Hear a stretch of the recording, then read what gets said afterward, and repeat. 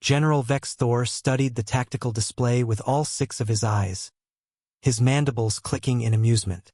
The human forces had retreated from the valley, leaving behind a single soldier on the ridgeline 4 kilometers away. "1 human remains," his lieutenant reported. "Shall we vaporize the ridge?" "No." Vex Thor waved a dismissive tentacle. "Let us see what 1 human thinks to accomplish. The Empire needs entertainment."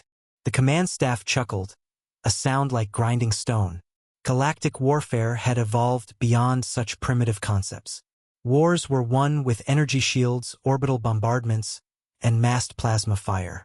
The humans, new to the galactic stage, still clung to outdated tactics, squad-level movements, individual marksmanship, guerrilla warfare. "The human has a projectile weapon," the scanner operator announced, barely containing his mirth. "Chemical propellant. Metallic slug. Effective range perhaps 1 kilometer in optimal conditions." More laughter. "Their shields could stop antimatter. What could a primitive kinetic weapon accomplish?" For kilometers away, Staff Sergeant Maria Volkov lay prone on the ridgeline. I pressed to her scope. The Chaitak M200 intervention was an antique by galactic standards. No energy signature, no targeting computer, just glass, steel, and 3 decades of muscle memory.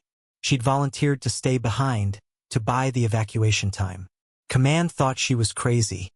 The aliens had shields that could stop anything. Almost anything. Maria smiled, remembering her instructor's words.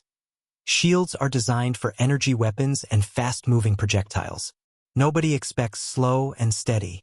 She loaded a special round subsonic tungsten core with a polymer jacket that would melt away in flight. To alien sensors, it would look like debris, moving too slowly to trigger defensive systems. Through her scope, she studied the alien command post. Open air, why not? Their shields made them invincible. She identified Vex Thor by his elaborate armor and the way others deferred to him. Range, 4,247 meters.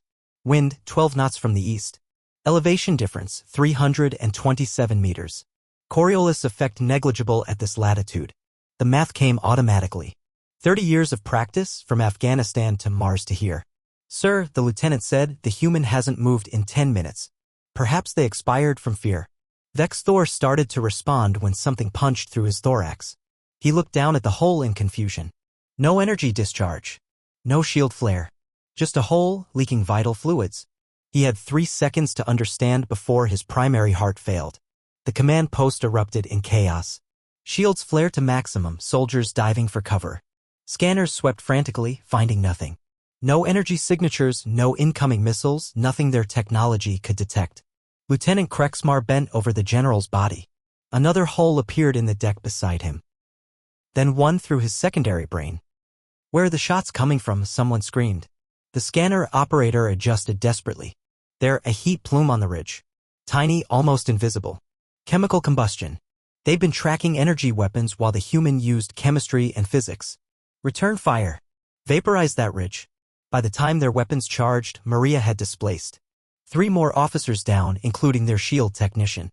Each shot carefully calculated, subsonic rounds slipping through air molecules like whispers of death.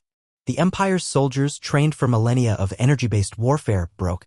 They couldn't fight what they couldn't see, couldn't stop what their shields ignored. The evacuation became a rout. Maria watched through her scope as multi-million credit war machines fled from one woman with a rifle older than spaceflight. She keyed her radio. "Valley clear. Enemy in full retreat." "Copy that, Volkov." "How?" They forgot something important. She began breaking down her rifle. Technology doesn't replace fundamentals. Physics works everywhere. And patience beats panic every time. The Empire would adapt, she knew. They'd develop kinetic shields, new sensors, countermeasures. But today they'd learned why humans still taught marksmanship. Why they still studied ballistics. Why they never forgot that sometimes the old ways worked best. The official report would blame equipment failure. The truth that one human with an ancient weapon had broken an Empire battalion was too embarrassing to record. But every soldier there would remember. Would spread the word. Humans didn't just use energy weapons and shields like civilized species. Humans used whatever worked. And that made them terrifying.